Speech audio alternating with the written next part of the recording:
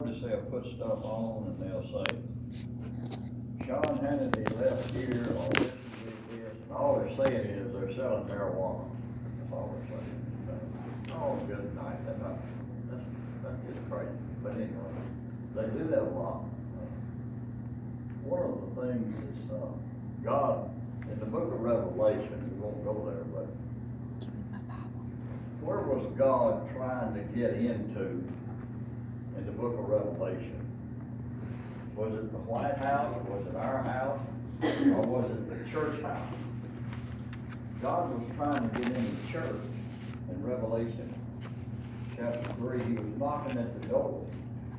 And says, if you'll open your heart to me, if you'll open this door, I'll come in.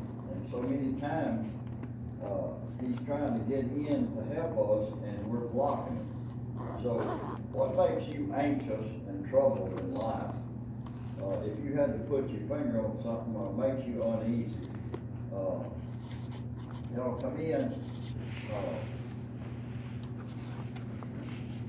What would you say troubles you? When your family has trouble, when me personally, I get troubled whenever I can't get a message from the Lord.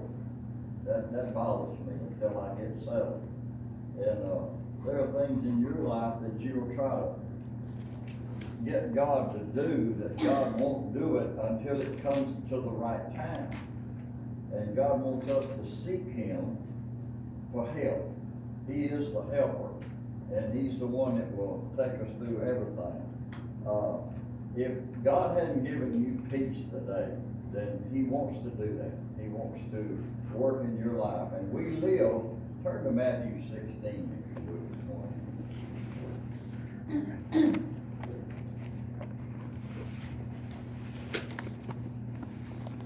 I want you to think about something too. What defense does a sheep have? Can sheep, if something gets after a sheep, what kind of defense do they have? Bad.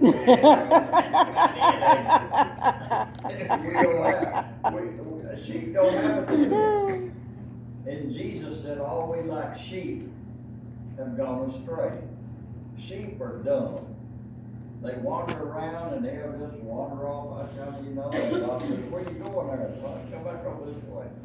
So the sheep have to have a shepherd, don't they?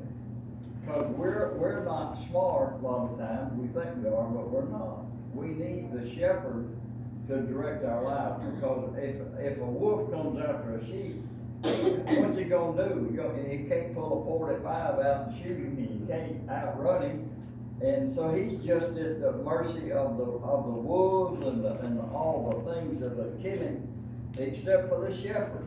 Well, that's the way we are. If the shepherd doesn't protect us, we're not protected. And I mean, you're going to see that Christians are going to be persecuted. That's part of it. That's part of taking up our cross and following Jesus. And in Matthew 16 and verse 13, let me get over that.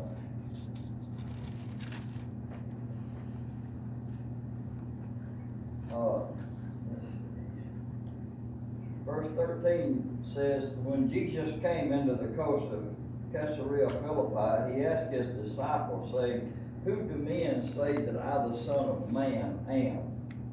And they said, some say thou art John the Baptist, some Elias, and others Jeremiah, or one of the prophets. He said unto them, but whom say ye that I am? And so I want you to notice this. We live by the revelation of Jesus Christ in our own lives. We live by revelation. We can talk, we can think about stuff, but until God puts it in your heart and mind, you really don't get it. How many times have we missed God and we thought God was directing us in a certain way, but He wasn't. He was showing us the right way to go. Come in, Jimmy. And Simon Peter answering and said, thou art the Christ, the Son of the living God. Now, who who do you think, and this is Peter now, he's telling Jesus who he is. Simon Peter answered and said, Thou art the Christ, the Son of the living God. Now why did he say the Son? They were looking for the Son of God. And look in verse 17, and this is in Matthew 16 and verse 17. And Jesus answered and said unto him, Blessed art thou, Simon Bar-Jonah, for flesh and blood hath not revealed it unto thee, but my Father which is in heaven. Now, how does a Father reveal to you something? In your own life, there's been times where you started to do something and God blocked you. And he let you know, don't go on that path. Sometimes we try to go anyway. Sometimes God will give you a real stern warning, like stay away from this part of town, stay away from this place, don't go there. When you get angry and you get hurt in life, why can't we take vengeance? Why does God restrict us from? You say, you sorry thing, you. If somebody cuts you off in traffic, you say, thank you. No, you don't. You say, you sorry, low down, good for nothing. Okay, and we get angry and we fuss, and okay, now, what if we did get angry, and this is what happens. People chase people down there and shoot them. One man took a bow and arrow, and a guy come at him and he shot him with a bow and killed him. Now, boy, you think, boy, ain't this love? Why doesn't God let us react and take our own vengeance and do stuff? Why doesn't God allow that? Because you become just like them whenever you take vengeance. Well, how are we supposed to handle it when we're mistreated? We're supposed to carry it to the Lord because vengeance is His. We let God handle those people. Now, sometimes we don't. We try to get even, and when we try to talk something to death, usually we're trying to get somebody to agree with us. Trey comes home and he says, Mama, they mistreated me at school today, and this and that, and you know what she'll say? What's the first thing she'll say? Trey, what'd you do? You say, well, I was by myself, I wasn't following nobody, and then you come out and you investigate, well, Trey was in the wrong place at the wrong time, listening to the wrong people. I'm just using him as an example. And so he's going to blame somebody else instead of saying, Mama, I was wrong. And you know what? We all have a tendency. We're going to justify ourselves. But the best thing to do is be honest. How many times have you seen a court case where somebody comes up and they don't tell the whole story? They tell part of the story. And then when the truth comes out, you think, uh-oh. We had a location that we was doing over here in Spring Hill one time, and they called us up in court to testify against Daniel, I forget. Anyway. Yeah, yes. And we didn't know what was going on, and the lawyer would present something and they'd present the other thing. What we didn't know was they hired us to come in and fix the location. They had already moved the rig in and moved it out. And what they were suing over was the location didn't stand up. But he said, I didn't guarantee it for 2 rigs to come in and 2 to go out. When you find out the truth, you said, well, he was right. Daniel Thomas was right. He was right because he didn't guarantee it. So in life, here's the way. Now, when God searches your heart, and a lot of times we're humans, right? We don't run ourselves down. We run other people down. We don't think we're at fault. We feel like, if they straighten up, if everybody straightened up, I'd be okay. Well, no, that's not true. Because we have to live with ourselves. And Peter, he sees that Jesus is the Son, and the Father revealed it to him. And I say unto thee, thou art Peter, and upon this rock, this is where the Catholic Church goes totally crazy. They said Peter was a pope. Well, he wasn't a pope. Anybody that studies scripture, he had a mother-in-law, so the popes ain't supposed to get married. Well, you know better than that. You say, well, he had a mother-in-law, so he's married. Yeah, I think And his mother-in-law got sick, and Jesus healed her. But I said to thee, thou art Peter, and upon this rock. Now, what is the rock that he's talking about here? His sin. Okay, okay, what did Peter say when they asked him who Jesus was? Thou art the Christ, the Son of God, the Son of the living God. That's what the church, that's what's the rock that the church is built on. The fact that Jesus is the Christ. It wasn't built on Peter. If it's built on Peter, we're in trouble. Peter, let me tell you something. Peter don't meet you at the gates. You heard that story is always told where Peter meets you at the gate and this and that, you know. Well, Peter don't meet you there. I don't believe he does. And upon this rock I will build my church, and the gates of hell shall not prevail against it. Now, we was talking about a pastor that in Canada that went to jail this week. His wife was on television talking about it, and they said, well, what did he do? He said he had church services.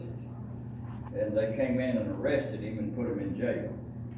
And they're trying to work through the lawyers and trying to get him out, but right now he's in jail for preaching, just for holding a church service. Well, you say, well, I don't know. I mean, you know, after all, if they say, you know, we have freedom of religion in America, but that was in Canada. And see, the things that's happening today, that's why we need to seek God, let God take vengeance on those that are doing what they're doing. We stay upset all the time, just about that. And news, do you know news will do that to you? You can watch news and that. And for years, I'm driving a truck, I listen to these people and they tell you what you need to do. Send some money and we'll see if we can't get this fixed. Send all the money you want to, it still ain't fixed. And so you quit supporting that. You think, well, wait a minute, let's do something about it. Let's don't talk, let's do something. And it's like today we got our hands tied. He said, and I will give unto thee the keys of the kingdom of heaven, and whatsoever thou shalt bind on earth shall be bound in heaven, and whatsoever thou shalt loose on earth shall be loosed in heaven. So we have power today through the name of Jesus Christ to bind and loose. And he's telling Peter that I'm giving you this authority. And we have authority as children of God. If your name is written in the book of life, now how do you get your name written there? Who writes it? You say, well, I don't know. Did the Lord got a secretary? I don't know. But I tell you one thing, he's the one that puts your name right. And he'll put your name in the book of life. If it's not in the book of life, where will you spend eternity? Hell. In hell, in the lake of fire. If your name's not there. Now, how do you know if your name's written there? Go to Romans chapter 8 just a minute.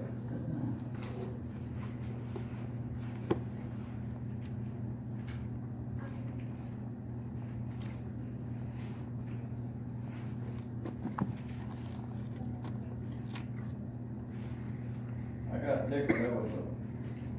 There was a lawyer, and he called this old woman up, older lady up, to testify. And the lawyer said, Miss So-and-so, do you know me? And she said, yeah, I know you. I've known you since you was small. And she sworn to tell the truth and said, I know all about you. I know what happened to you. I know that you are a thief. You committed adultery on your wife. You running with this person. And she just ran it on him. He thought real quick and he said, do you know this lawyer over here? And she said, yes, I know him too. Let me tell you about him. He was running with 3 women and one of them was your wife. And she just, Oh! yes, and he said, oh no. I mean, this lawyer thing, you don't know what to do now, and then the judge stops the proceeding, he calls them all up, he says, y'all come up here to me. If any of you ask her if she knows me, I'm fixing to put you in jail. Well, that's kind of the way we are. We don't want to prove home. He didn't ask her that. He wasn't asking for all that information. And but when God looks at us, how do we come out? We're a mess, ain't we? You know, it's easy in life, and this happens to so many people. We see, now understand today, we see preachers fall, we see, there's just a great theologian guy, they come out with all kind of stuff he had done. All through the church age, there's been just so many people, and pastors and preachers that do this, and they run off, and they do this, and they go crazy, and this and that. You know, if we would just be honest, we all need help, no? And people are failing, and we are failures. If we don't learn to accept the things that God has called us to do, sometimes we kick at it. And that's what, matter of fact, that's what Jesus said to the Apostle Paul. He said, it's hard for you to kick against the pricks. It's kind of like, y'all ever seen cow kickers? They put on the back of a cow. So when that cow goes to kick and you're trying to milk her, you know, they're having a time. But we kick a lot of times. We kick against when God corners us, we get aggravated. We want God to do what we want him to do for us and do it our way. And God says, I don't do it your way. I do it my way. And he said, you're going to have to submit yourself unto me. Now, if you look in Romans 8, and look in verse 12. Therefore, brethren, we are debtors, I want you to notice this, not to the flesh, to live after the flesh. Now, the question today is, are we living for the flesh, or are we living for eternity? Are we living for the truth? Are we living for Jesus? Or are we so focused down here? Now, when you get our age, you get to where you know you ain't got long left down here, right? Now, y'all young, going right on. But one of these days, you'll realize that life is real short. And what we're going to do, we better do it for the Lord. And keep our focus. Jesus, the scripture says it's nigh time to awake out of sleep. The church is asleep today. God's waking it up. He's saying, I'm going to tell you something. Y'all fixing to go through something. You're fixing to have to deal with some issues, and I want you to wake up and do what I've called you to do. A pastor made this statement. He said, we have learned how to do church. That's what we've learned how. We've learned how to go to church, listen to a message, walk out of the church, and go back to the world. And just live any kind of way we want to. No conviction, no nothing. We don't witness to people, and I hope you do, and we do. I don't mean that we don't. There's a lot of, and I thank God for you to share the gospel with people. That's the whole thing. That's what we're here for, is to help people, is to encourage people, is to raise our children, our grandchildren, to serve the Lord, to know that God is on your side, and eternity, we're facing eternity. And for if we live after the flesh, what's going to happen to you? He says, you shall die. But if you through the Spirit do mortify the deeds of the body, ye shall live. Now, is that verse true or not? When you look at the Bible, what is it actually saying? It says you're to mortify, which means to kill the deeds of the body. He said, you shall live. For as many as are led by the Spirit of God, they are the sons of God. When is the last time God led you by His Spirit to do something? Usually it's not easy. It's not something that you would normally do. The other day I was in Brookshire, and this young girl was in there, and I was looking for some Spam. And they make Spam in a little package now. You don't have to buy the whole can. There's people we could got in there. You eat that stuff? Well, And see, just make a sandwich, mama don't, she don't care about it. I ain't But- seen it in the package, but I've seen it in the can. Yeah, it's a little. Hey, it's good package. fried. Little package. It's good fried. She's never Yes, it let is. me try any. Oh. I won't bring in my house. Oh, No. but, and I was, this little young lady went back there and I was talking to her and I was talking to Dalton on the phone and I asked her about her faith, you know, and she says, I don't know about my faith right now. I'm beginning to talk to her about the Lord and how God will help her and, you know, and be sure. And Dalton said, well, I got more out of that than you did.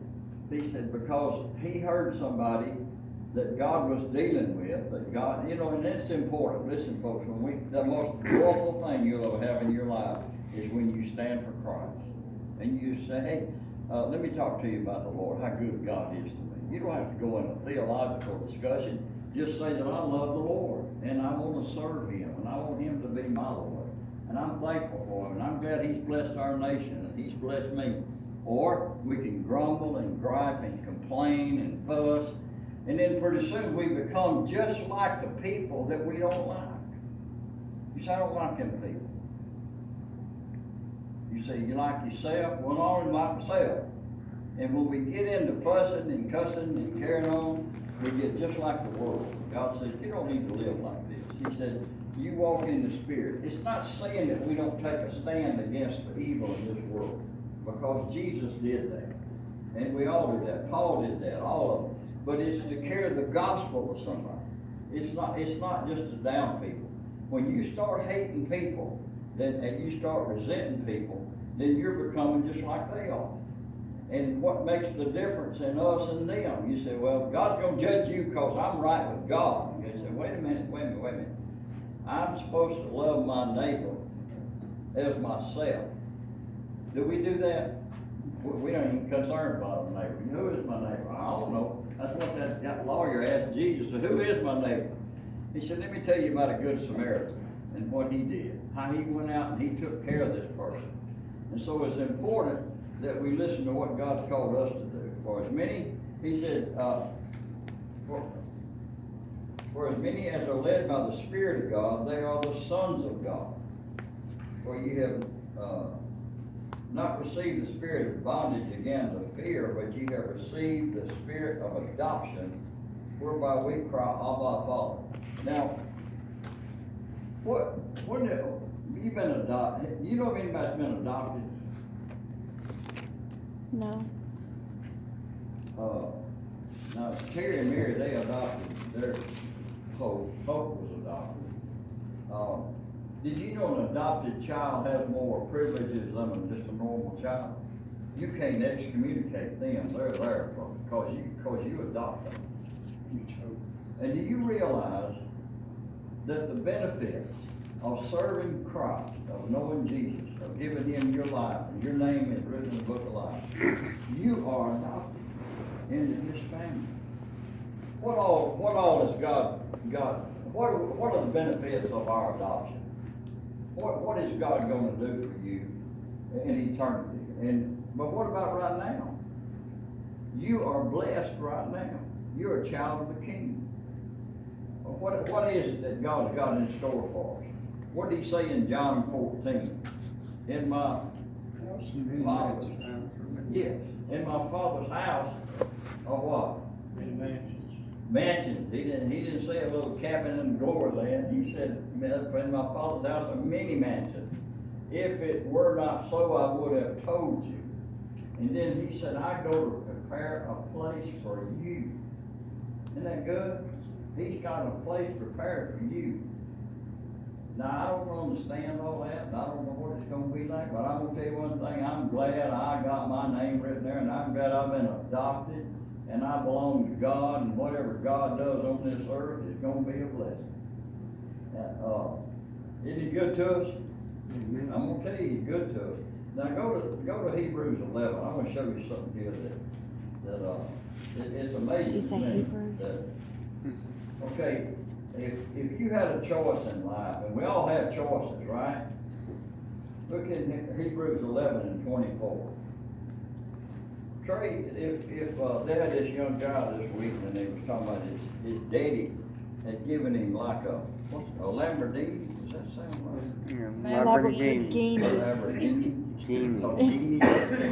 Yeah. Good boy. But his daddy gave him this high-powered car, and he went and wrecked it.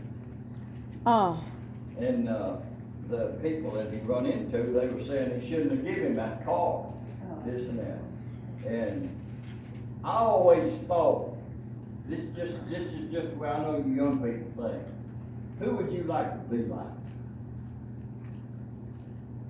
Is anybody in particular you'd like to really be like? In other words, when we come up, I want to be like Elvis, right? Wouldn't you love to have been Elvis? I mean, he had everything under the sun going his way, right?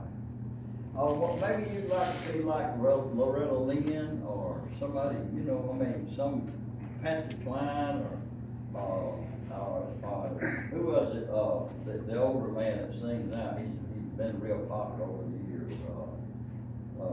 Can't call his name now. George Strait. Boy, it'd be nice to be like George Strait. This and that. It'd be nice to have. My daddy had a chance one time. He was going to be partners with Barnett and Benfield, and it could have been triplet in Benfield, or you know. But this is the way you look at life. Well, I wish we'd have had all that money. I wish we'd have had this. I wish we'd have had that. And you wish you could have done this. But you know what? When you look back on it, after you've grown a few years and you've been through some stuff, you look back and think, thank God he did not send me down that path. Where's Elvis today? He died at what age was he? 33, I think. 42? 42. Good night. 42? That was the age Jesus was 33, wasn't it? Yeah, 33, yeah. Yeah. 42. Overdosed or whatever he did, they gave him the wrong medicine, and I don't know where he's at. A lot of people say they can talk to him about the Lord, and hopefully he's in heaven. But what would advantage a man if he gained the whole world and lost his soul? What? And so we want these things all the time. We try to grasp these things, and if I don't get them, I'm not happy. God says, you don't need to be like that. He said, I've called you to now. I want you to notice what I'm talking about here. Hebrews 11 and 24. By faith, this is the way we have to live, by faith. Moses, when he was come to years. Now, let me ask you this. There's a word right here that says refuse. What do you refuse when you follow Christ? See, okay, today you could be out fishing, right? You could be out hunting. You could be out running a bar. I hear people say today, oh, they were such good people, they just love to go to bars and get drunk, you know, and they'd do this and sing karaoke and, you know, just be with a bar crowd, and I'm thinking, that's supposed to be a good person? Excuse me? Biblically, it's not, see, and I mean, you're in the wrong path, and God said, don't go down that path. But he refused to be called the son of Pharaoh's daughter. That's like saying the Rockefellers, I don't want to be a Rockefeller, I'll just join in with God's people and go to a little old church out in the country. God says, you make that choice in life. You don't have to, but Moses made a choice. Now listen to what he chose. Choosing rather to suffer affliction with the people of God. He said, well, I don't, okay. Then to enjoy the pleasure of sin for a season, esteeming the reproach of Christ greater riches than the treasures in Egypt, for he had respect unto the recompense of the reward. So what was the reward that Moses got? What was he looking for? His reward, like our reward as children of God, will be Jesus Christ. That's the prize. That's the wonder. That's the free gift that God offers to everybody that'll believe in him. And you say, well, I think I can get saved and I can go to live in the world and I don't think God will mind and I think I'll just live any kind of way I want to. And God says, no, I'm not gonna let my children do that. I'm going to deal with you because you're mine, because you belong to me. And I don't allow, I'm gonna come where you're at and I'm gonna help you. And he does. Will you say God helps you every day? Now you can enjoy rebellion for a little while. I heard the pastor talking about Jonah this morning. What happened to Jonah? He's a child of God. He's a prophet. What did he do? He decided he was going to do it his way. God told him what to do, and he said, I'm going over yonder, and I'm fixing to run just as far from them people. I don't like them people.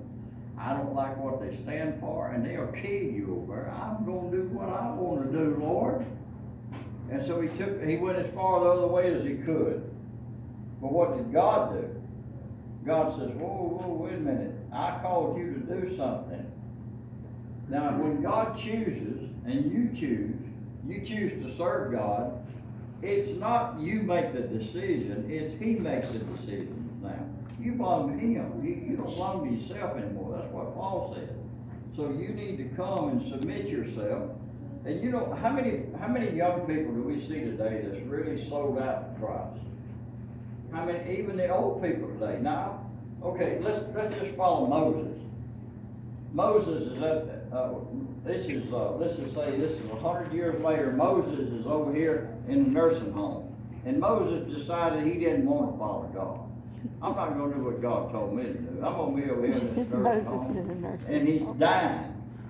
And he's fixing to face God, and he's thinking, well, I'm wasting my life. And folks, you don't never waste your life serving God. And see, we make choices every day. How many of you notice that there is a coldness, there is an attack on you as a Christian? There is mentally and emotionally and spiritually an attack by Satan to try to get you away from what God wants you to do. Mm-hmm. And we have to choose a lot of times to say, okay, why is it important that I serve God? It's important for me for one thing, but it's also important for my girls that they see their daddy didn't quit. And I'm going to tell you, we learn how to do stuff, don't we? We learn how to be, quote, religious. We learn how to do stuff. But I'm going to tell you what we can get into. Our character can be wrong. The way we live can be wrong. And we influence other people. You would not want to influence your children to go the wrong way, would you? Wouldn't you hate to stand before God and God say, David, King David, what are you doing, David? Well, Lord, I looked down.